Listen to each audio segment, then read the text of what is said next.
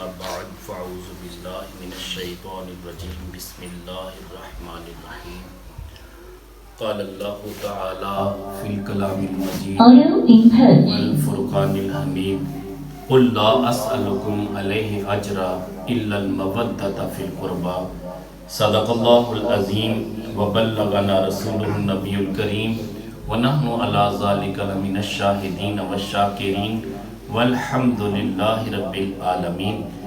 میرے نہایت ہی واجب الاحترام ذی قدر وذی محتشم بزرگ و دوستو، خالق کائنات جل وعلا نے اپنی لا ریب کتاب میں ارشاد فرمایا قل لا اسألکم علیہ اجرا، اے حبیب کریم علیہ السلام آپ فرما دیجئے کہ میں اس پر کوئی اجر نہیں مانگتا۔ کس پر؟ علماء فرماتے ہیں کہ میرے کریم آقا علیہ السلام نے اپنے بچپن سے لے کے جوانی تک اور جوانی سے لے کے اعلان نبوت تک اور اس کے بعد جتنی مشقتیں بھی برداشت کیں، وہ بے شک میرے کریم آقا علیہ السلام کو حرم کعبہ میں جب ستایا گیا اور جب کریم آقا علیہ السلام کے پشت انور پہ اوجری رکھی گئی اور جب کریم آقا علیہ السلام کو دین اسلام کی خاطر، تبلیغ دین کی خاطر سرکار مدینہ صلی اللہ علیہ وسلم کو طائف میں پتھر مارے گئے اور آقا کریم علیہ السلام کے پاؤں مبارک لہو لہان ہو گئے، یہ روایتیں ملتی ہیں۔ نہ صرف میرے کریم آقا علیہ السلام کو ستایا گیا بلکہ کریم آقا علیہ السلام کے تمام صحابہ کو، اہل بیت کو تختہ مشق بنایا گیا اور کریم آقا علیہ السلام صبر و رضا کے پیکر، اس میں کوئی شک نہیں ہے۔ خود سرکار دو جہاں مالک کون و مکان صلی اللہ علیہ وسلم ارشاد فرماتے ہیں کہ سارے نبیوں کو ستایا گیا مگر سارے نبیوں کی تکلیفیں ایک طرف، مجھ محمد کو سب سے زیادہ ستایا گیا۔ یقیناً ہم سب آج کے دور میں اگر دین کی بات کرتے ہیں، ہمیں کسی مشقت کا سامنا نہیں ہے، بہترین قسم کی اے سی گاڑیاں موجود ہیں اور جب جاتے ہیں تو بڑا پروٹوکول ملتا ہے، لوگ پھولوں کے ہار بھی ڈالتے ہیں اور ہاتھ بھی چومتے ہیں اور بڑی محبت کے ساتھ اچھی مسند پہ بٹھاتے ہیں۔ لیکن وہ دور تصور میں لائیے کہ جب کریم آقا علیہ السلام اپنے رب کے اس دین کو پھیلانے کی خاطر طائف گئے تھے تو 3 سرداروں کے پاس گئے، تینوں نے اوباش نوجوان پیچھے لگا دیے اور کریم آقا علیہ السلام کو اتنا مارا، اتنا ستایا کہ آقا کریم علیہ السلام کے پاؤں مبارک زخمی ہو گئے اور وہ پتھر جو انتہائی تیز ہوتے ہیں، جو اگر کسی کو چھوٹی سی ٹھوکر لگ جائے وہ اس کے بعد اندازہ کرے کہ جب کریم آقا علیہ السلام کے پاؤں مبارک پہ زور سے پتھر مارا گیا ہوگا اس وقت حالت کیا ہوئی ہوگی۔ یقیناً ہم اس لمحے کو سوچ بھی لینا تو ہمیں شاید سمجھ آ جائے کہ کریم آقا علیہ السلام نے کتنی مشقتوں کے ساتھ ہمیں دین دیا ہے، جسے ہم آج سچی بات ہے پامال کر رہے ہیں، اس کی بے قدری کر رہے ہیں۔ ہمارے گھروں سے دین نکل چکا ہے، ہمارے تمام تا شادی بیاہ کے معاملات ہوں یا دیگر رسومات ہوں، سچی بات تو یہ ہے کہ دین کا دور دور تک کوئی نام بھی نظر نہیں آتا۔ ہم اپنے من کے بندے بن چکے ہیں، جو خواہشات ہیں اور وہ صرف لوگوں کی خاطر زندگی بسر کرنے کا ایک خیال جنم لے چکا ہے، اور حالت یہ ہے کہ ہر بندے کی خواہش یہ ہے کہ بس بندے خوش ہو جائیں، اللہ اور اللہ کے رسول ناراض ہو بھی جائیں گے تو منا لیں گے۔ یہ ایک بہت بڑی غلط فہمی ہے کہ جب تک اپنے رب کو راضی نہیں کریں گے، اپنے کریم آقا علیہ السلام کو راضی نہیں کریں گے تو دنیا میں ذلیل و رسوا رہیں گے۔ یقیناً ہماری ذلت و رسوائی کا سبب یہی ہے کہ ہم آقا کریم علیہ السلام کے اس دین کو جو اتنی مشقتوں سے سرکار مدینہ صلی اللہ علیہ وسلم نے ہمیں پہنچایا، سچی بات ہے اسے چھوڑ بیٹھے ہیں۔ ہماری زندگیوں میں دین اسلام نظر نہیں آتا۔ سچی بات تو یہ ہے کہ ہو مسلمان، اس کو پاسپورٹ دکھانے کی حاجت پڑے، اسے اپنا آئی ڈی کارڈ دکھانے کی حاجت پڑے؟ نہیں، مسلمان تو وہ تھے۔ امام محمد حسن شیبانی علیہ رحمہ جب آپ مناظرے کے لیے تشریف لے جاتے ہیں، اتنے خوبرو تھے، اتنے خوبصورت تھے، امامہ بھی خوبصورت تھا، آپ کے ساتھ جتنے علماء تھے وہ بھی خوبصورت تھے۔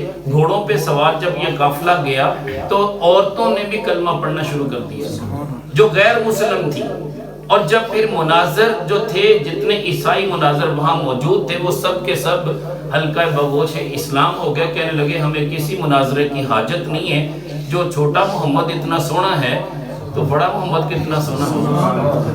تو ظاہری حسن کی بھی ضرورت ہے، باطنی حسن کی بھی ضرورت ہے، اور اگر دل میں حسد ہے، کینہ ہے، بغض ہے، چغلی اور غیبت جیسی آلائشیں ہیں، بندہ بے شک اس کے گال سرخ کیوں نہ ہوں، شعلے کی طرح چمکتے کیوں نہ ہوں، تو سچی بات تو یہ ہے کہ وہ پھر ابو لہب تو ہو سکتا ہے، سچی بات ہے بندہ مومن نہیں ہو سکتا۔ بندہ مومن کے سینے میں کبھی کینہ نہیں پرورش پا سکتا، کبھی حسد نہیں رہ سکتا، اس کا سینہ اتنا کھلا ہوتا ہے کہ سچی بات تو یہ ہے وہ بیٹھا جہاں بھی ہو، سچی بات ہے وہ مدینہ بن چکا ہوتا ہے۔ وہ اپنے سینے میں ایک نظر دیکھتا ہے، اسے مدینہ نظر آتا ہے، جب چاہتا ہے وہ صاحب حضوری ہوتا ہے، اپنے شیخ کو بھی دیکھتا ہے، آقا کریم علیہ السلام کے رخ زیبا کو بھی دیکھتا ہے، اس کی نگاہ بہت کچھ دیکھتی ہے جب اس سے پردے اٹھا دیے جاتے۔ جب تک پردے رہتے ہیں تو بندہ بہت پیچھے رہتا ہے۔ تو چونکہ موضوع میرا یہ نہیں تھا، میں آگے نکلتا ہوں کہ کریم آقا علیہ السلام کی یہ ساری تکلیفیں، آپ کے صحابہ کی ساری مشقتیں میرے رب کے علم میں تھیں، اس میں شک نہیں، میرا رب تو دیکھ رہا ہے۔ آقا کریم علیہ السلام کو حکم دیا، اے محبوب کریم علیہ السلام، آپ کے قلب نازنین پہ یقیناً بڑی تکلیفیں ہوئی ہیں، اور آپ کے دل میں اپنی اہل بیت کی جو چاہت ہے، آپ بظاہر عمل سے تو ظاہر کر رہے ہیں کہ سارے لوگ ان سے پیار کریں، لیکن کہہ کیوں نہیں رہے؟ آج کہہ دیجئے نا، لا اسألکم علیہ اجرا، یہ ساری مشقتیں جو میں نے آپ کی خاطر برداشت کی، اور تا قیامت میری امت جتنے بھی مسائل سے گزرے گی، وہ ساری تکلیفیں، ان پہ کوئی اجر میں نہیں مانگتا۔ کل قیامت کا دن جو ہوگا وہ بھی معاملہ، وہ بھی میرے ہی نام ہوگا، جب کوئی بھی پرسان حال نہیں ہوگا، ہر بندہ یہی کہے گا اذهبوا الی غیری، تو میں ہی کہوں گا انا لہا، اس پہ بھی میں کوئی اجر نہیں مانگتا۔ صرف ایک بات ضرور، الا المودۃ فی القربى، میرے قرابت والوں کے ساتھ مودت کرنا۔ یہاں محبت کی بات نہیں ہے، مودت کا حکم ہے۔ محبت یہ ہے جیسے ماں اور بیٹے کے ساتھ ہے، باپ اور بیٹے کو آپس میں محبت ہوتی ہے، ایک چلا بھی گیا دوسرا باقی ہوتا ہے، لیکن مچھلی پانی سے نکل جائے تو پھر اس کی بقا ممکن نہیں ہے، تڑپ تڑپ کے جان دے دے گی۔ تو اہل بیت کے حوالے سے فرمایا گیا کہ ان کے ساتھ مودت کرنا جیسے مچھلی پانی کے ساتھ کرتی ہے۔ تو یہ مفہوم علماء نے سمجھایا۔ تو آج میں جس درس کے حوالے سے حاضر ہوا ہوں، وہ یقیناً ہماری زندگیوں کا محور ہونا چاہیے کہ ہم یہ دعویٰ تو کرتے ہیں کہ ہم اہل بیت سے پیار کرتے ہیں، لیکن ہمیں پتہ نہیں ہے، شعور نہیں ہے کہ اہل بیت ہے کون۔ یقیناً رافضیت کا دور دورہ ہے، ہر بچہ، ہر نوجوان بس علی دا پہلا نمبر لگانے والا ہے، جبکہ اسے شعور نہیں ہے کہ ہمیں کیا کرنا چاہیے، وہ لاشعوری طور پہ کرتا جا رہا ہے، اسے نہیں پتا کہ حقائق کیا ہیں۔ تو ہمیں ضرورت اس امر کیا کہ اپنی اولاد کو ابھی سے سنبھال لیں، انہیں بتائیں، یہ شعور دیں کہ سب سے پہلے خلیفہ سیدنا حضرت ابوبکر صدیق رضی اللہ تعالیٰ عنہ ہیں، اور دوسرے خلیفہ سیدنا عمر بن خطاب رضی اللہ تعالیٰ عنہ ہیں، تیسرے خلیفہ حضرت عثمان غنی رضی اللہ تعالیٰ عنہ ہیں، اور چوتھے خلیفہ مولا علی شیر خدا رضی اللہ تعالیٰ عنہ ہیں۔ تو یقیناً ایک اور تاثر دیا جاتا ہے کہ اہل بیت میں ازواج مطہرات شامل نہیں ہیں، حالانکہ ایسا نہیں ہے۔ یقیناً اہل بیت وہی ہوتے جو گھر کے اندر ہوتے ہیں۔ اہل بیت کا مطلب کیا ہے؟ لفظ سے ہی واضح ہے، گھر والے۔ تو گھر میں کون ہوتے ہیں؟ ازواج مطہرات بھی گھر میں، آپ کے اولاد پاک اطہار بھی گھر میں، آپ کے صاحبزادے، آپ کی صاحبزادیاں وہ بھی گھر میں، تو اسی کو تو اہل بیت کہتے ہیں۔ تو لیکن دکھ کے ساتھ کہنا پڑ رہا ہے کہ اہل تشیع اتنا بڑا ہماری نسلوں کو ایک گھول گھول کے پلا رہے ہیں، اور ہماری نسلوں میں اتنا شعور نہیں ہے، اور یقیناً ہمیں بھی نہیں پتا کہ وہ اہل بیت ہیں کون۔ ہم بھی ابھی سوال و جواب میں لگے ہوئے پوچھتے ہیں کہ کیا ازواج مطہرات اہل بیت میں شامل ہیں؟ یہ سوال پوچھے جا رہے ہیں۔ یار وہ صحیح العقیدہ سنی، اور وہ ابھی اسی ششو پن میں وہ پوچھتا پھرے کہ یار اہل بیت میں ازواج مطہرات شامل ہیں یا نہیں ہے۔ بھئی اہل بیت کا مطلب ہی یہ ہے کہ جتنے بھی افراد گھر میں رہتے ہیں وہ سارے اہل بیت میں شامل ہیں۔ تو آج میں دعوت فکر دوں گا کہ ہم آقا کریم علیہ السلام کے شہزادے اور شہزادیاں کم از کم ان کو تو جان لیں یار۔ اگر کوئی ہم سے پوچھ لے نا برسر بازار چلتے چلتے کہ جی جس اہل بیت سے تم محبت کرتے ہو ان کے نام یاد ہیں؟ چاہیے تو یہ کہ ازواج مطہرات کے بھی نام ہمیں ازبر ہونے چاہیے۔ آقا کریم علیہ السلام کے آل پاک کے اطہار میں شامل ہے وہ، اور یقیناً ہمیں آقا کریم علیہ السلام کے شہزادے اور شہزادیوں کے نام تو یاد ہونے چاہیے نا۔ لیکن بدقسمتی سے اگر کسی سے بھری مجلس میں یہ پوچھ لیا جائے کہ سرکار کے صاحبزادے کتنے، صاحبزادیاں کتنی، ہمیں اتنا بھی نہیں پتا۔ یعنی یہ غفلت ہے ہماری بھئی۔ کل میں کہتا ہوں کہ اگر اللہ کے پیارے نبی صلی اللہ علیہ وسلم پوچھ لیں کہ میرے اہل بیت سے پیار کرتے تھے، قرآن کریم میں اب دیکھیں جتنی بھی آیات ہیں اہل بیت کے حوالے سے، تو ان کی شان کو بلند کیا گیا ہے نا، ان کی عظمتیں بتائی گئی ہیں نا، ان کی طہارت کے حوالے سے تذکرہ ہوا نا۔ تو اگر کریم آقا علیہ السلام نے پوچھ لیا کہ اہل بیت سے تم پیار کرتے تھے، ذرا میرے بیٹوں کے نام تو بتاؤ، سچی بات ہے ہمارے دامن میں لفظ نہیں ہوں گے۔ سرکار مدینہ صلی اللہ علیہ وسلم فرماتے ہیں کہ میری صاحبزادیوں کے بارے میں بتاؤ، تو سچی بات ہے رافضیت جو ہمارے اندر بیج بو رہی ہے، وہ ایک ہی بیٹی کا تذکرہ ہے، سیدہ طیبہ طاہرہ فاطمہ الزہرا سلام اللہ علیہا۔ یقیناً وہ سرکار کی لخت جگر ہیں، کوئی شک نہیں اس میں، لیکن یار باقی بیٹیوں کا تذکرہ کیوں نہیں کرتے؟ ان کا تذکرہ بھی کرنا چاہیے۔ آج میں 15 سے 20 منٹ میں انشاءاللہ اپنی معروضات سمیٹتا ہوں۔ سب سے پہلے یاد رکھیے، سب سے پہلے میرے کریم آقا علیہ السلام کو سیدہ خدیجہ رضی اللہ تعالیٰ عنہ کے بطن سے اللہ کریم جل وعلا نے ایک شہزادہ عطا کیا جس کا نام سرکار دو جہاں مالک کون و مکان صلی اللہ علیہ وسلم نے رکھا قاسم۔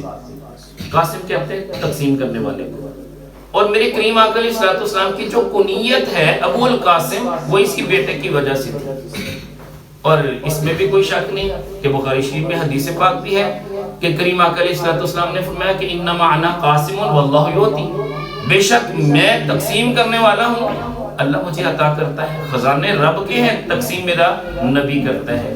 تو یہ یقین کریں، اس نسبت کو دیکھیے کہ سب سے پہلے بیٹے کا نام بھی قاسم اس لیے رکھا کہ یہ بھی تقسیم کیا کرے گا۔ نیت تو اچھی ہے نا۔ میرے کریم آقا علیہ السلام کا وہ لخت جگر اگر موجود ہوتا تو سچی بات ہے پھر وارے نیارے ہوتے، بڑے مقامات ہوتے، بڑے مرتبے ان کو ملتے۔ اس میں حکمت تھی، علماء بیان کرتے ہیں کہ میرے کریم آقا علیہ السلام کے شہزادے بچپن سے ہی کیوں ان کا وصال ہو گیا، ان کو کیوں اٹھا لیا گیا، آخر کیا وجہ تھی؟ علماء فرماتے ہیں کہ سارے نبیوں کے صاحبزادے نبی ہوئے، اب نبوت کا دروازہ بند ہے، کوئی نبی نہیں ہو سکتا، لا نبی بعد، قیامت تک کوئی نبی اور نہیں آ سکتا۔ کوئی دعویٰ نبوت کرے بھی تو وہ ناجائز اور حرام ہوگا، وہ بندہ مسلمان نہیں ہوگا۔ تو لہٰذا میرے کریم آقا علیہ السلام کے شہزادے اگر دنیا میں موجود ہوتے تو کم سے کم مرتبہ ان کو نبوت کا ملنا چاہیے تھا۔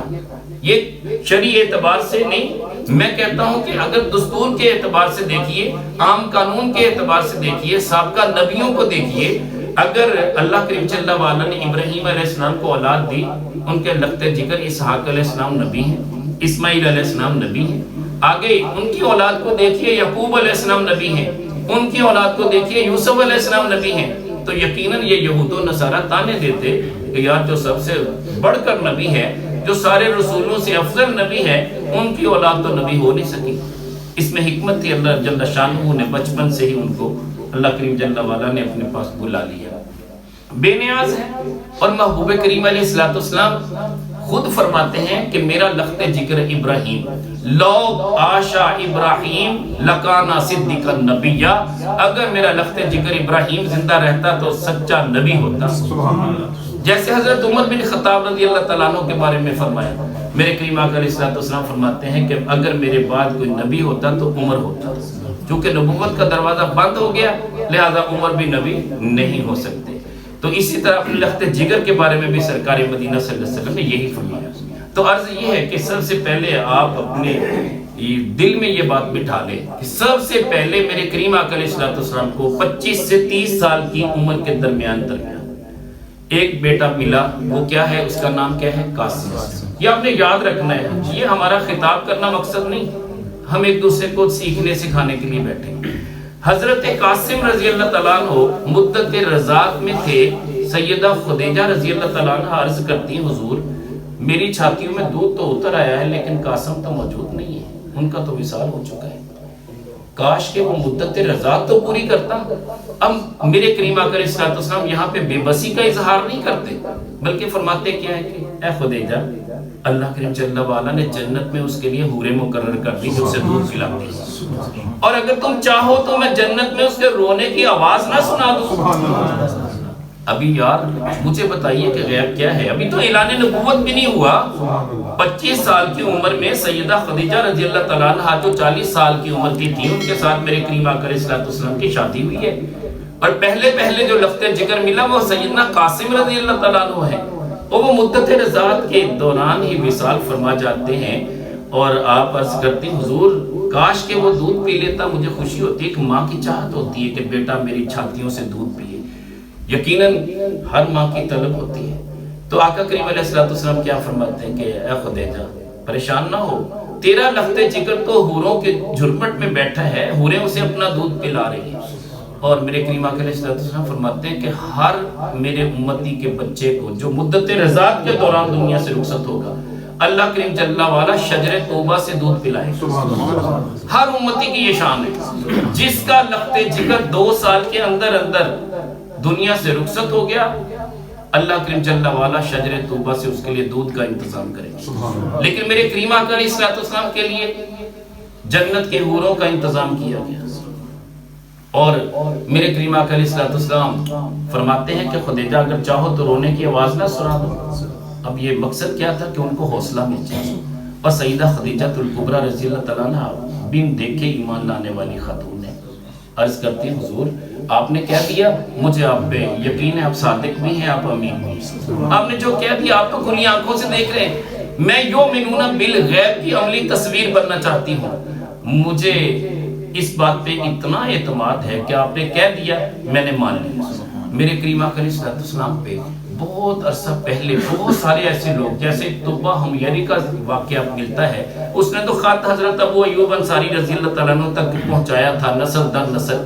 کریم آقا علیہ السلام پہ تو وہ بھی ایمان لے آیا تھا۔ میں ابھی زید بن عمر کے بارے میں آگے گزشتہ جمعے، اسی کل یا پرسوں کا جو جمعہ تھا، میں نے بیان کیا، حضرت سعید بن زید جو عشرہ مبشرہ صحابی ہے، ان کے والد محترم، وہ بھی اعلان نبوت سے پہلے ہی میرے کریم آقا علیہ السلام کی آمد سے پہلے ہی انتقال کر گئے، مگر کہا کرتے تھے کہ اسماعیل علیہ السلام کی اولاد سے آخری نبی پیدا ہونا ہے، میں تو ان کا منتظر ہوں، کاش کہ میری زندگی میں آ جائے تو میں ایمان لاؤں۔ تو یار کم از کم انہیں میرا پیغام دے دینا اگر آپ کی زندگی میں آئے۔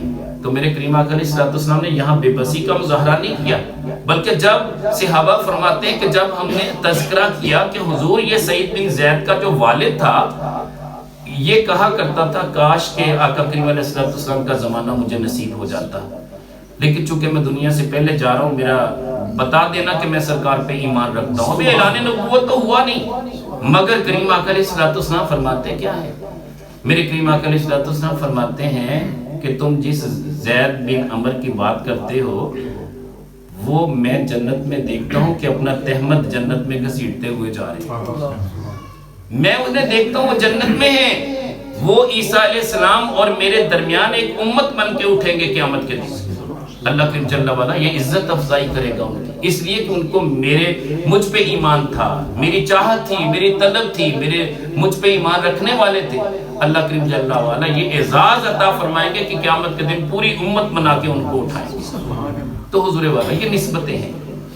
تو میں اپنے موضوع کی طرف آتا ہوں کہ رب کائنات جل وعلا نے 30 برس کی عمر میں میرے کریم آقا علیہ السلام کو ایک شہزادی سے نوازا، جن کا نام میرے کریم آقا علیہ السلام نے رکھا سیدہ زینب سلام اللہ علیہ۔ یہ سب سے بڑی بیٹی ہیں سرکار کی، اور سب سے بڑا بیٹا ہوا حضرت قاسم جو پہلے عطا ہوا، اس کے بعد بیٹیوں میں سب سے بڑی سیدہ زینب ہے۔ ان کو بھی وہ موقع ملا جب اعلان نبوت کیا میرے کریم آقا علیہ السلام نے، تو جب انہوں نے ستایا نا، کفار نے آپ کو پتھر بھی مارے، گرد بھی آپ پہ پھینکی، یہ سارے مناظر، سیدہ زینب سلام اللہ علیہ بھاگتی ہوئی گھر سے آتی ہے، وہ چند سال ان کی عمر تھی، میرے کریم آقا علیہ السلام کے لیے پیالے میں پانی لے کے آتی ہے، آپ کا سر انور دھو بھی رہی ہیں اور آنکھوں سے آنسو بھی جاری ہیں، رو بھی رہی ہیں۔ مجھے بتائیے کہ ایک بیٹی جو 7 یا 8 برس کی ہو، مجھے بتائیے کہ کیا اس کے دل پہ کیا بیتی ہو کہ میرے باپ کو کتنا ستایا جا رہا ہے۔ یہی کہ وہ اعلان نبوت کیا، اللہ کو ایک بتاتے ہیں کہ اللہ ایک ہے، ہر کسی کے سامنے یہی بتاتے ہیں کہ اللہ ایک ہے، وحدہ لا شریک ہے، یہی دعوت دیتے ہیں، لیکن اس کے بدلے میں کتنا ستایا جا رہا ہے، یہ منظر انہوں نے اپنی آنکھوں سے دیکھا۔ تو صحابہ فرماتے کہ یہ سیدہ زینب تھی جن کو یہ موقع ملا۔ تو بہرحال اللہ کریم جل وعلا نے کرم فرمایا، سیدہ خدیجہ الکبریٰ رضی اللہ تعالیٰ عنہ انہوں نے اپنی زندگی میں ہی ان کی شادی کرنے کا مشورہ دیا۔ عرض کی کہ حضور اگر آپ چاہیں تو سیدہ زینب کی شادی میری جو بہن ہے جسے خولہ کہتے ہیں ان کے بیٹے کے ساتھ نہ کر دیں۔ ابو العاص اچھا تاجر ہے، میرے کریم آقا علیہ السلام فرماتے ہیں ہاں ایماندار بھی ہے، سچا بھی ہے، اچھا تاجر بھی ہے، تو یہ رشتہ بہت اچھا ہے، کر دیں۔ اب دیکھیں یہ باہمی مشاورت ہے، آپس کی مشاورت ہے، اور مشاورت سے باقاعدہ رشتہ طے پایا۔ کریم آقا علیہ السلام نے وہ رشتہ پسند فرمایا، اور سیدہ زینب سلام اللہ علیہا کا حضرت خدیجہ رضی اللہ تعالیٰ عنہ کی بہن کے بیٹے سے، یعنی یہ سمجھنے جس کو ہم کزن بولتے ہیں، ٹھیک ہے، خالہ زاد ہو گیا، تو ان کے ساتھ سرکار مدینہ صلی اللہ علیہ وسلم نے نکاح فرمایا۔ ابھی اس وقت اعلان نبوت نہیں ہوا تھا، یہ پہلے کی بات ہے، اور کریم آقا علیہ السلام نے اعلان نبوت 40 سال کی عمر میں فرمایا۔ تو چونکہ بچپن میں ہی، اب دیکھیں 30 سال کی عمر میں عطا ہوئی ہیں، 10 سال کے بعد شادی ہو گئی۔ آج ہمیں یہ کہا جا رہا ہے کہ یار وہ شادیاں آپ اتنی جلدی کر دیتے ہیں۔ سیدہ عائشہ صدیقہ رضی اللہ تعالیٰ عنہ کی عمر کے بارے میں اگرچہ علماء کا اختلاف ہے، مگر ایک عمر 9 برس بھی آئی ہے روایت میں، ایک 11 برس بھی ہے، ایک 19 برس بھی ہے۔ ایک عالم دین ہے جنہوں نے اختلاف کیا، انہوں نے کہا جی یہ 9 برس نہیں ہے 19 برس ہے۔ یہ الگ بات ہے کہ ایسے اختلافات ممکنات سے ہیں۔ تو بہرحال آقا کریم علیہ السلام 52 برس کے تھے، سیدہ عائشہ صدیقہ رضی اللہ تعالیٰ عنہ آپ بے شک 9 یا 10 برس آپ لگا لیں، 12 برس لگا لیں، لیکن تفاوت کتنا ہے۔ مگر کریم آقا علیہ السلام نے یہ کر کے دکھا دیا۔ آج ہماری بہت ساری شادیاں صرف اس بنا پہ نہیں ہو پا رہی کہ جناب وہ بچی کی عمر زیادہ ہے، کبھی کہتے ہیں جی بچے کی عمر زیادہ ہے، جبکہ نہیں یار، ہمیں جو کریم آقا علیہ السلام نے 10 دیا ہے نا، وہ تو 25 سال کی عمر میں 40 سالہ خاتون کے ساتھ سرکار مدینہ صلی اللہ علیہ وسلم نے شادی کر کے دکھا دی۔ تو بہرحال میں عرض کر رہا تھا، میرے کریم آقا علیہ السلام کی عمر مبارک ہوئی 33 برس۔ رب کائنات جل وعلا نے ایک شہزادی سے نوازا، وہ شہزادی کون ہے؟ سیدہ رقیہ رضی اللہ تعالیٰ عنہ۔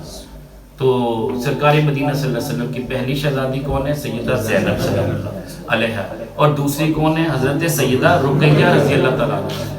دیگر 2 سال کے بعد رب کائنات نے پھر ایک شہزادی عطا کی، جس کا نام میرے کریم آقا علیہ السلام نے رکھا ام کلثوم، بھرے چہرے والی، جس کا گوشت بھرا ہوا خوبصورت چہرے والی۔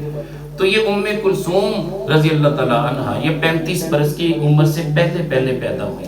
تو روایت میں آتا ہے کہ اللہ کریم جل وعلا کے پیارے نبی صلی اللہ علیہ وسلم نے جب اعلان نبوت فرمایا، تو اعلان نبوت کے 1 سال بعد سیدہ طیبہ طاہرہ فاطمہ زہرا سلام اللہ علیہا عطا ہوئی۔ اس میں بھی 3 روایتیں، ایک روایت 35 برس کی بھی آئی ہے، لیکن علماء نے اس پہ تصدیق نہیں کی۔ دوسری روایت ہے 39 برس کی۔ تیسری روایت جو معتبر قسم کی ہے، جس میں ہمارے مسلک کے تمام ائمہ اکرام اور علماء متفق ہیں، وہ ہے 41واں برس۔ اعلان نبوت کے بعد سیدہ کی پیدائش ہوئی، اور یہ سیدہ طیبہ طاہرہ فاطمہ زہرا سلام اللہ علیہا یہ وہ ہے جن کو وہ موقع ملا تھا کہ جب میرے کریم آقا علیہ السلام کو پشت انور پہ اوچھلی رکھی ہوئی تھی، تو یہ اس وقت چند برس کی تھی۔ بعض روایتیں ہیں 6 یا 7 برس، یہی عمر تھی۔ جیسے سیدہ زینب کا معاملہ ہوا، ایسے ہی یہ بھی ہوا۔ انہوں نے بھی اپنی آنکھوں سے یہ معاملہ دیکھا، اور جب کوہ صفا پہ سرکار مدینہ صلی اللہ علیہ وسلم نے اعلان نبوت فرمایا تھا اور یا بات کی تھی، تو سارے کفار کو اکٹھے کر کے، تو اس وقت بھی سیدہ فاطمہ زہرا رضی اللہ تعالیٰ عنہ کو اٹھایا ہوا تھا۔ پتہ چلا اعلان نبوت ہوا تھا، 3 سال جو مشقتوں کے گزرے ہیں، ان میں یہ واقعہ ان 3 سالوں کے اندر ہوا۔ تو اس وقت بھی کفار بپھر گئے تھے، کہا کہ اے محمد ہمیں اس لیے اکٹھا کیا ہے کہ یہی بتانے کے لیے ہم اتنے خداؤں کو کیسے چھوڑ دیں۔ یہ ان کی اپنی ایک سوچ تھی۔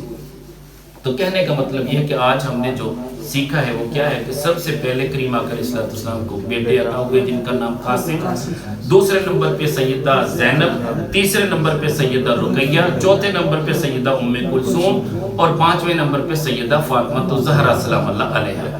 اچھا، اس کے بعد میرے کریم آقا علیہ السلام کو ایک بیٹا اور عطا ہوا جن کا نامی اس میں گرامی عبداللہ، یہ میرے کریم آقا علیہ السلام نے نام رکھا، اور پھر لقب رکھے طیب اور طاہر، یہ 2 لقب ہیں۔ تو بعض کتابوں والوں نے لکھ دیا روٹین میں کہ سرکار کے بیٹوں کے جب نام لکھے اس میں یہ بریکٹ میں لکھنا چاہیے تھا، یہ لقب تھے، لیکن آج یہ ایک غلط فہمی ہو رہی ہے۔ بہت سارے لوگ بیچارے جب پوچھتے ہیں اور ڈبل مائنڈڈ ہو جاتے ہیں کہ یار سرکار کے کتنے صاحبزادے، تو آگے سے جواب کیا ملتا ہے کہ ایک قاسم تھے، دوسرے عبداللہ تھے، ایک طیب تھے، ایک طاہر تھے، اب 4 بیٹے بن گئے۔ حالانکہ ایسا نہیں ہے، بیٹے 2 ہی ہیں۔ سیدہ خدیجہ رضی اللہ تعالیٰ عنہ کے بطن سے 2 بیٹے، ایک سب سے پہلے، ایک سب سے آخر۔ یعنی کتنا آسان ہو گیا کہ سب سے پہلے سیدنا قاسم اور سب سے آخر پہ سیدنا عبداللہ رضی اللہ تعالیٰ، اور درمیان میں 4 بیٹیاں عطا ہوئیں، سیدہ زینب، سیدہ رقیہ، سیدہ ام کلثوم اور سیدہ فاطمہ۔ اور کریمہ علیہ السلام فرماتے ہیں یہ جو میری فاطمہ بیٹی ہے نا، اس کا نام میں نے نہیں رکھا، رب کائنات جل وعلا کی طرف سے جبریل امین علیہ السلام آئے اور فرمایا کہ تمہیں وہ فاطمہ دے رہے ہیں، فاطمہ وہ ہے جو دوزخ سے دور ہے۔ اور فتیم اس بچے کو کہتے ہیں جس کا دودھ چھڑا دیا جائے، جس کو دودھ سے دور کر دیا جائے، اسے فتیم کہتے ہیں عربی میں۔ تو حضرت فاطمہ تو زہرا سلام اللہ علیہا یہ سرکار مدینہ صلی اللہ علیہ وسلم کی وہ صاحبزادی ہیں جن کی شان میں کریم آقا علیہ السلام نے فرمایا کہ اگر کوئی ان سے عقیدت رکھے گا، احترام کرے گا، محبت کرے گا، جیسے میری فاطمہ خود دوزخ سے دور ہیں، اسی طرح وہ بھی بندہ دوزخ سے دور ہو جائے۔ یہ ہے محبت اہل بیت، یہ ہے مودت اہل بیت۔ پیار کا صلہ تو ملنا ہے نا بھئی۔ آپ کے بیٹے کے لیے اگر کوئی چیز لے کے آتا ہے، جب بھی آتا ہے آپ کے بیٹے کے لیے چاکلیٹ، ٹافی، برگر، اس کے پسند کے کھلونے لے کے آتا ہے، جب بھی آتا ہے تو آپ جب جائیں گے آپ کیا کریں گے؟ اس کا صلہ دیں گے نا کہ یار جب بھی وہ آتا ہے کچھ نہ کچھ بیٹے کے لیے لے کے آتا ہے، اور فون پہ بھی پوچھتا ہے جی مدنی منع کا کیا حال ہے اور منی کا کیا حال ہے۔ بھئی بات یہ ہے کہ پوچھا تو بچے کا، لیکن ماں بھی خوش ہوگی، باپ بھی خوش ہو گیا۔ تو بات یہ ہے کہ اگر میں صرف دعوت فکر دے رہا ہوں، اگر ہم ان چیزوں کو بھول چکے ہیں نا تو کوئی بات نہیں، ہمارے پاس وقت ہے، ہم دوبارہ یاد کر لیں۔ یاد کرنے میں کوئی مشکل نہیں ہے، آپ روٹین بنا لیں، میرے کریم آقا علیہ السلام کی آل پاک اطہار کا واسطہ دے کے مانگیں تو صحیح، آپ کی جو مشکل بڑی سے بڑی مشکل حل نہ ہو تو پھر کہنا۔ امام عیسیٰ ترمذی علیہ رحمہ، آپ کو رب کائنات جل وعلا کا دیدار ہوا کتنی مرتبہ؟ 99 مرتبہ۔ آپ فرماتے ہیں ایک بار میں نے عرض کی کہ باری تعالیٰ بے نیاز ہے، کوئی ایسی دعا جو تو کبھی رد نہ کرے۔ فرمایا کہ جو میرے محبوب صلی اللہ علیہ وسلم کی سیدہ فاطمہ کا واسطہ دیتا ہے میں اس دعا کو کبھی رد نہیں کرتا۔ تو حضور والا یہ میرے کریم آقا علیہ السلام کی ساری اولاد۔ اب میرے کریم آقا علیہ السلام تشریف فرما ہے مدینہ طیبہ میں، اور کریم آقا علیہ السلام کو جبریل علیہ السلام آ کے مخاطب ہوتے ہیں، عرض کرتے ہیں یا ابا ابراہیم۔ تو سرکار مدینہ صلی اللہ علیہ وسلم حیرت سے دیکھتے بھی ہیں، پوچھتے ہیں جبریل آج تو نے میری عجیب کنیت بولی، پہلے تو ابو القاسم کے نام سے اور یہی لقب تھا میرا، یہی کنیت تھی۔ تو آقا کریم علیہ السلام فرماتے ہیں کہ جب میں نے کہا تو جبریل کہنے لگے کہ یا رسول اللہ صلی اللہ علیہ وسلم آپ کو معجزہ سنانے آیا ہوں کہ ماریہ قبطیہ رضی اللہ تعالیٰ عنہ کے بطن سے اللہ آپ کو ابراہیم عطا کرے گا۔ پتہ چلا کہ نام بھی میرے رب نے رکھا تھا۔ تو یہ ابراہیم علیہ السلام رب کائنات جل وعلا نے ماریہ قبطیہ رضی اللہ تعالیٰ عنہ کے بطن سے، یہ سرکار مدینہ صلی اللہ علیہ وسلم کی زوجیت میں آئیں، لیکن یہ کنیز تھی۔ ازواج مطہرات کے بعد جتنی کنیزوں کے ساتھ میرے کریم آقا علیہ السلام نے شادیاں کی، ان میں سے ایک یہ ہیں، وہ کون ہے؟ ماریہ قبطیہ رضی اللہ تعالیٰ عنہ۔ یہ اسکندریہ مصر کا جو بادشاہ تھا مقوقس، اس نے بطور ہدیہ پیش کی تھی کہ حضور میری طرف سے یہ تحفہ ہے آپ کے لیے۔ تو کریم آقا علیہ السلام نے انہیں شرف زوجیت عطا فرمایا، اور مقام عالیہ پر جو مسجد قباء کا علاقہ ہے یہ مقام عالیہ ہے، بلند علاقہ ہے نا، تو آقا کریم علیہ السلام نے وہاں ان کو مکان بنا کے دیا، اور آقا کریم علیہ السلام کو ان کے بطن سے حضرت سیدنا ابراہیم علیہ السلام ملے، اور یہ حضرت سیدنا ابراہیم علیہ السلام سرکار مدینہ صلی اللہ علیہ وسلم کے اتنے مشابہ تھے کہ کریم آقا علیہ السلام اتنی محبت کے ساتھ انہیں دیکھتے اور پیار کرتے۔ یہ وہی ابراہیم ہے، ایک زانوں پہ امام حسین ہے، ایک زانوں پہ ابراہیم علیہ السلام۔ سرکار کبھی ان کا بوسہ لے رہے ہیں، کبھی ان کا بوسہ لے رہے ہیں، کبھی ان کو سونگ رہے ہیں، کبھی ان کو سونگ رہے ہیں، اور یہ سونگنا میرے کریم آقا علیہ السلام کی سنت ہے۔ سرکار مدینہ صلی اللہ علیہ وسلم فرماتے ہیں اپنے بچوں کو سونگا کرو، یہ جنت کے پھول ہوتے ہیں۔ اور کسی بہت بڑے عاشق کے رسول سے پوچھا گیا کہ بہترین خوشبو کیا ہے؟ کہنے لگا اولاد کی خوشبو بہترین۔ یار اس سے پوچھئے جس کے ہاں اولاد نہیں، جس کی جھولی میں بیٹا یا بیٹی نہیں، اس سے پوچھئے۔ یار اولاد وہ نعمت ہے جو نبیوں نے بھی مانگی ہے۔ زکریا علیہ السلام کتنے بیتاب تھے، پریشان تھے، مگر اپنے رب کی رضا پہ راضی تھے، بے نیاز ہے نا۔ لیکن جب دیکھا کہ یہاں بے موسمی پھل ہے حضرت مریم علیہ السلام کے پاس، تو فوراً ہنالک دعا زکریا رب، اپنے رب سے وہیں دعا کرتے، اور آگے سے دعا اتنی مستجاب ہوئی، فوراً جواب کیا ملا؟ اِنَّا نُبَشِّرُكَ بِيَحْيَىٰ، ہم تمہیں یحییٰ علیہ السلام کی خوشخبری سے، بھئی بیٹے کا نام بھی رب نے خود رکھا۔ اسی طرح ابراہیم علیہ السلام نے پہلے ایک بیٹا مانگا، پھر دوسرا بیٹا مانگا، بھئی اس کے خزانوں میں کمی نہیں ہے، کمی تو ہمارے اندر ہے نا۔ جمال الدین بغدادی دامت برکاتہم العالیہ بڑی پیاری بات کہتے ہیں کہ یار آپ ارادہ کر لیں کہ میں اپنے بیٹے کا نام محمد رکھوں گا، یقین کریں وہ کہہ رہے ہیں کہ میری گردن اتار دیں اگر بیٹا نہ پیدا ہو۔ اتنا بڑا دعویٰ، بڑی بات ہے، ان کا یہ یقین کامل ہے۔ تو میں یہ کہتا ہوں کہ آپ رکھیں یار، ہم بھول گئے ہیں، سچی بات ہے، بہت ساری چیزیں بھول کے ہم منت تو ماننے کے لیے چلے جائیں گے، وہ ایسا مزار جس پہ سچی بات ہے ہمیں پتہ ہی نہیں کہ یہ پیر صاحب، یہ بابا جی یہ غیر شرعی کام کرتے تھے یا شریعت کے مطابق زندگی بسر کی۔ ہم نے تو دیکھا جی مزار ہے، پتہ نہیں بابا بھی وہاں پہ ہے یا نہیں ہے، ہم تو اس پہ جھک گئے۔ ایسا نہیں ہے یار، جو کام کرنے والے وہ کریں۔ آپ کسی بابے کے پاس جانے کی حاجت نہیں ہے، آپ دونوں میاں بیوی بیٹھ کے دونوں اللہ کی بارگاہ میں التجا کریں، نبیوں کا واسطہ اور وسیلہ پیش کریں، اور آقا کریم علیہ السلام کی آل پاکیہ طہار کا واسطہ پیش کریں، پھر دیکھیں دامن نہ بھرے تو پھر کہنا۔ سچی بات ہے، ہر چیز ملے گی۔ اور میں کہتا ہوں کہ جیسے میں نے آپ کو مثال دی کہ آپ کسی کو فون کریں اور بیٹے یا بیٹی کے بارے میں بتائیں، ان کے بارے میں اس کا حال پوچھ لیں، اس کے لیے کھلونے لے کے چلے جائیں، وہ خوش ہوگا۔ تو سچی بات ہے کہ اگر میرے کریم آقا علیہ السلام کی خوشی اس میں ہے کہ میری آل سے مودت کرو، تو ہم روزانہ کیوں نہ اسے معمول بنا لیں کہ حضور ہم آپ کی بارگاہ میں استغاثہ پیش کر رہے ہیں، سیدنا قاسم کے صدقے ہمیں عطا کر دے، سیدہ زینب کے صدقے عطا کر دے، سیدہ رقیہ کے صدقے عطا کر دے، سیدہ ام کلثوم کے صدقے عطا کر دے، سیدہ فاطمہ الزہرا کے صدقے عطا کر دے، اور سیدنا عبداللہ رضی اللہ تعالیٰ عنہ کے صدقے عطا کر دے، سیدنا ابراہیم علیہ السلام کے صدقے عطا کر دے۔ یہ ابراہیم علیہ السلام، آخری باتیں عرض کر رہا ہوں، آپ کی مدت رضا کیسے پوری ہوئی؟ میرے کریم آقا علیہ السلام مقام عالیہ سے ان کو لے کے آئے جہاں اوالی کا علاقہ ہے، اوالی کا علاقہ ہے جنت البقیع کی طرف، وہاں پہ جتنا بھی علاقہ ہے اسے اوالی کے نام سے یاد کیا جاتا ہے۔ وہاں دو میاں بیوی ایسے تھے جو انتہائی غریب تھے، میرے کریم آقا علیہ السلام غریب پرور تھے۔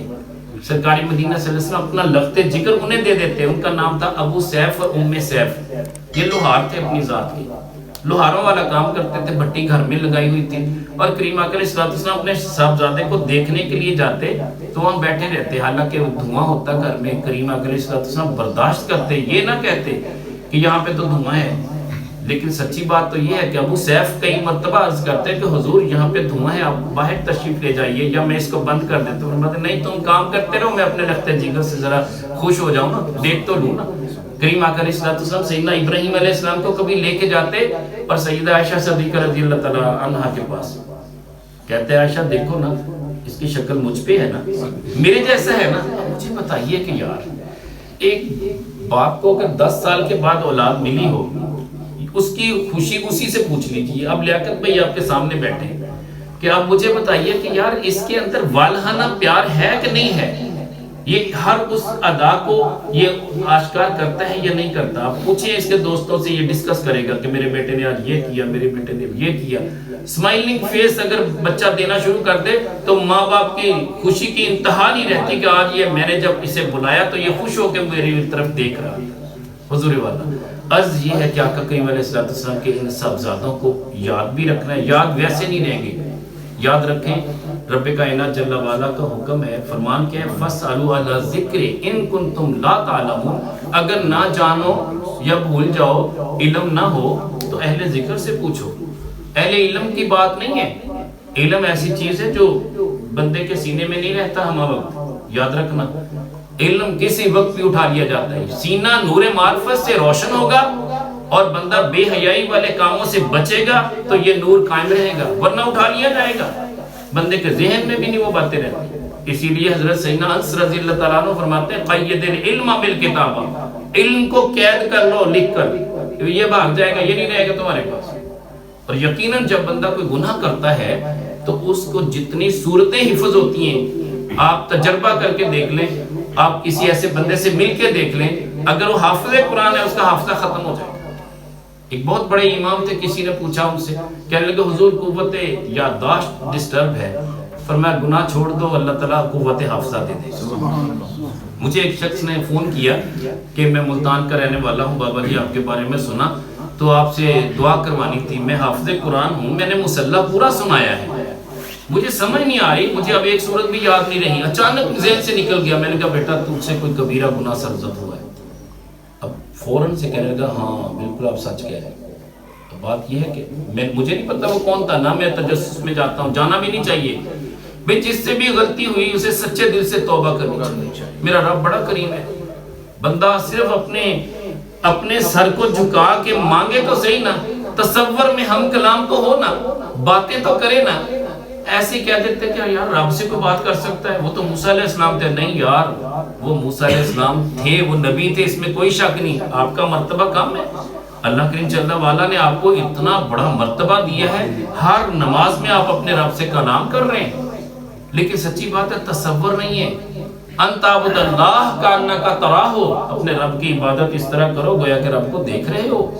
فَإِن لَمْ تَكُنْ تَرَاهُ فَإِنَّهُ يَرَاكَ، اگر یہ مرتبہ احسان نصیب نہ ہو تو کم سے کم اتنا تصور کر لو کہ اللہ تمہیں دیکھ رہا ہے۔ تو لہٰذا ہم نے یہ ساری چیزیں یاد کرنی ہیں۔ تو اہل ذکر کی بات ہے، اہل ذکر سے پوچھنے کا حکم ہے۔ اہل ذکر کون ہے؟ جو روزانہ ذکر کرتے ہیں۔ تو آپ نے روزانہ اہل ذکر میں شامل ہونا ہے، تو روزانہ آقا کریم علیہ السلام کی اولاد پاک اطہار، آقا کریم علیہ السلام کے شہزادوں کا ذکر کریں، آپ کی شہزادیوں کا ذکر کریں، بلکہ پیش کریں کہ باری تعالیٰ تیرے محبوب صلی اللہ علیہ وسلم کے شہزادے قاسم کا واسطہ، سیدہ زینب کا واسطہ، سیدہ رقیہ کا واسطہ، سیدہ ام کلثوم کا واسطہ، سیدہ فاطمہ الزہرا کا واسطہ، ان کی چادر تطہیر کا واسطہ، سیدنا عبداللہ کا واسطہ، سیدنا ابراہیم علیہ السلام کا واسطہ۔ اب دیکھیں روزانہ معمول بنا لیں، دن میں ایک بار، بس جب بھی تنہائی میں بیٹھے ہوں آپ یہ واسطے دے کے اپنے من کی تمام مرادیں پوری کرنے کے لیے اللہ کی بارگاہ میں التجا تو کر کے دیکھیں نا، پھر دیکھیں آپ کی تمام مرادیں پوری نہ ہوں تو پھر کہنا ہاں جس میں اللہ کی حکمتیں ہیں، اگر اللہ کریم جل وعلا عارضی طور پہ اس کو مؤخر کرتا ہے تو بے نیاز ہے۔ میرے کریم آقا علیہ السلام فرماتے ہیں بندے کی دعا 4 معاملات سے خالی نہیں ہوتی، یا تو اسی وقت عطا کر دیا جاتا جو وہ مانگ رہے ہیں، یا اسے اللہ کریم صلی اللہ علیہ وسلم مؤخر کر دیتے ہیں، قیامت کے دن اس کا بدلہ دیں گے۔ اور حسرت ہوگی کاش کہ میری کوئی دعا دنیا میں قبول نہ ہوئی ہوتی، آج ہی مجھے اللہ عطا کرتا۔ اور تیسرا یہ کہ آنے والی مصیبتیں، آنے والے دکھ، آنے والی بڑی بڑی بلائیں، پریشانیاں دعا کے بدلے میں اللہ تعالیٰ ان کو دور کر دیتا ہے۔ اور چوتھا یہ کہ بندے کے بڑے بڑے گناہ اللہ تعالیٰ اس دعا کے بدلے میں معاف کر دیتا ہے، ایسے وسیلے اور سبب بنا دیتا ہے کہ وہ معاف ہو جائے۔ تو لہٰذا آج کا ہم نے جو 10-15 منٹ تو نہیں، میں نے کہا تو 10-15 منٹ کا تھا، لیکن ٹائم میں نے زیادہ لے لیا، لیکن یہ وقت کی ضرورت ہے۔ سچی بات ہے، ہمیں اہل بیت سے صرف نام کا پیار نہیں ہونا چاہیے بلکہ ان کے نام یاد بھی ہونے چاہیے۔ تو آئندہ انشاءاللہ وقت ملا تو ازواج مطہرات کا تذکرہ کریں گے۔ کریم آقا علیہ السلام کی ازواج مطہرات کتنی ہیں، کون کون سی ہیں؟ ویسے یہ تو بہت لمبا موضوع ہے، لیکن الحمدللہ میں نے اس موضوع پہ اپنے چینل پہ جو تاجدار مدینہ مسجد وہاڑی کے نام سے الحمدللہ 150 سے زائد بیانات ہیں ٹوٹے پھوٹے، ایسے ہی جیسے روٹین میں آج میں نے بیان کیا۔ اگرچہ شاید دل کو لگے یا نہ لگے، لیکن سچی بات ہے میں نے اپنی ذمہ داری نبھائی ہے۔ جتنا الحمدللہ اللہ نے توفیق دی، میں نے ان کا مطالعہ کیا، ان کو باقاعدہ تاکہ ایک موضوع ہر بندے کو مل سکے۔ آج پڑھنے کا وقت نہیں ہے کسی کے پاس، سچی بات، ہر بندہ مصروف ہے۔ میں کہتا ہوں یار کسی ایک بیان کو آپ روز سن لیا کریں، اس میں اسی طرح کی باتیں ہوں گی۔ اب دیکھیں بہت ساری باتیں آپ کو یاد ہو چکی ہیں، اور بہت ساری ایسی ہیں جن کی شاید سمجھ نہ رہے، لیکن مجھے یقین ہے کہ یہ موضوع اتنا پیارا ہے کہ آپ کو کوئی بات بھی نہیں بھولے گی، لیکن کب؟ جب آپ آگے اس کو پھیلائیں گے۔ آپ اپنے بچوں کو بتائیں، بچوں کو نام یاد کروائیں. اس کے بعد پھر ہوتا ہے نا کہ فلاں بابا جی آئے، چلے جی بابا جی کو سورت سناؤ جی، کلمہ طیبہ سناؤ جی. بھئی بچے سارا کچھ سناتے ہیں، ان کو آقا کریم علیہ السلام کی آل پاک کے اطہار کے نام بھی یاد ہو. تو انشاءاللہ اللہ کریم جل وعلا سرکار مدینہ صلی اللہ علیہ وسلم کی آل پاک کے اطہار کے صدقے، سرکار کے صحابہ کے صدقے، آپ کی ازواج مطہرات کے صدقے یقیناً ہمارا خاتمہ بالخیر فرمائے، اور ہم سب کو اللہ کریم جل وعلا اسی طرح محبتیں بانٹنے والا بنائے، اور قیامت کے دن آقا کریم علیہ السلام کے جھنڈے کے نیچے جگہ عطا فرمائے. دعا فرمائے. اللہم صلی وسلم دائما کثیرا والحمدللہ رب العالمین یا ارحم الراحمین یا خیر الناصرین یا مجیب الدعوات المتفکرین بحق ایاک نعبد و ایاک نستعین. اے پاک پروردگار، ہم سب تیرے عاجز بے کس بے بس بندے تیری دی ہوئی توفیق کے ساتھ تیرے دربار گوہر بار میں حاضر ہیں. بار اللہ سب کی حاضری قبول فرما. میرے مولا شان کریمی کا مالک ہے، اس مجلس کا جو ثواب حاصل ہوا سرکار دو جہاں مالک کون و مکان صلی اللہ علیہ وسلم کے دربار گوہر بار میں ہدیتاً پیش کرتے ہیں، قبول فرما. اپنے محبوب کریم علیہ السلام کے وسیلہ جلیلہ سے تمام انبیاء علیہ السلام، ازواج مطہرات، اہل بیت حضور، صحابہ اکرام، شہداء اکرام، اولیاء عظام امت محمدیہ کی بارگاہ میں قبول فرما. سلسلہ عالیہ قادریہ نقشبندیہ سہروردیہ چشتیہ نظامیہ اور دیگر سلاسل کے جملہ مشائخ، خلفاء، مریدین، متوسلین کو عطا فرما. حاضرین مجلس کے عزیز و اقارب کی بارگاہ میں قبول فرما. حضور کی ساری امت کے تمام مومنین، مومنات، مسلمین، مسلمات کی بارگاہ میں یہ ثواب قبول فرما. بار الہ ان سب کی قبروں کو روشن فرما، درجے بلند فرما، نیک اعمال قبول فرما. ان کے وسیلے سے ہمارے گناہوں کو معاف فرما، ہماری مشکلیں آسان فرما. سب کے رزق میں، مال میں، جان میں، عزت میں، آبرو میں برکتیں دے. میرے مولا جتنے مقروض ہیں ان کے قرض دور فرما دے. بے اولاد ہیں اولاد نرینہ دے دے. تنگ دست ہیں فراخ روزی عطا کر دے. میرے مولا تو شان کریمی کا مالک ہے، گھریلو جھگڑے دور فرما دے. اس علاقے کی خیر فرما. میرے مولا اس سوسائٹی میں جتنے لوگ رہتے ہیں ان کی پریشانیاں دور کر دے. میرے مولا بجلی کے مسائل ہیں، آقا دو جہاں کا صدقہ میرے مولا روشنی عطا کر دے. جیسے قرآن کا نور سینوں میں عطا کرتا ہے، ظاہری نور بھی عطا کر دے. بے نیاز ہے آقا دو جہاں کے تیرے دولت پہ سب کو بادب حاضری نصیب کر دے. حج بیت اللہ کی سعادت بھی عطا کر دے. میرے مولا شان کریمی کا مالک ہے. میرے مولا اس بھری محفل میں جتنے تیرے نیک بندے ان کے صدقے ہم سب کی بخشش عطا فرما. میرے مولا آقا دو جہاں کا صدقہ ہماری نگاہوں میں حیا عطا کر دے. ہماری زبانوں پہ ذکر جاری فرما، ہمارے دلوں کو شکر گزار بنا. ہم سب کو ایمان پہ زندہ رکھ، ایمان ہی پہ موت نصیب فرما. میرے مولا لیاقت بھائی کے والدین کو صحت عطا فرما، تندرستی عطا فرما. ان کے دادا جان دادی صاحبہ کو میرے مولا جوار رحمت میں جگہ دے، ان کے درجے بلند فرما. تمام حاضرین کے اعزاء اقربا جو دنیا سے رخصت ہوئے یا اللہ سب کے درجے بلند فرما. میرے مولا آقا دو جہاں کا صدقہ ہمارے ملک پاکستان کی خیر فرما، ہمارے علماء کی خیر فرما، ہمارے مشائخ کی خیر فرما. میرے مولا ہم سب کو ایمان پہ ثابت قدم رکھنا. وصلی اللہ تعالی علیہ وسلم اجمعین. لا الہ الا اللہ.